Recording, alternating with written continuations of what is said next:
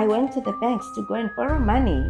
It was a স্বপ্ন week যদি বড় হয় তবে কোনো বাধাই তাকে আটকে রাখতে পারে না। দক্ষিণ আফ্রিকার সিম্বগিলে সাম্বো তার প্রমাণ।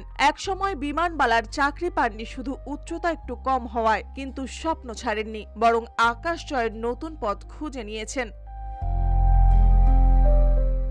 2004 সালে পরিবারের কাছ থেকে ছোট্ট একটি ঋণ নিয়ে সাম্বো প্রতিষ্ঠা করেন SRS এভিয়েশন।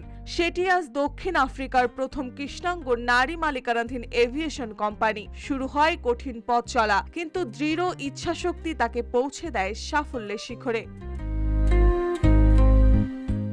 বর্তমানে SRS এভিয়েশন দিচ্ছে নানা সেবা: লাক্সারি ফ্লাইট, হেলিকপ্টার ভাড়া, পর্যটক পরিবহন, আকাশ নিরাপত্তা এবং জরুরি মেডিকেল উদ্ধার সেবা।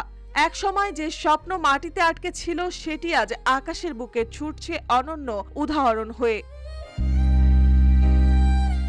সিম্বগিলে সাম্বোর গল্প শুধু ব্যবসার সাফল্য নয়, এটি দৃঢ়তা, সাহস আর সীমাবদ্ধতা ভেঙে এগিয়ে যাওয়ার এক প্রেরণাদায়ক অধ্যায়। মার্জিয়া মৌ, রূপালী বাংলাদেশ।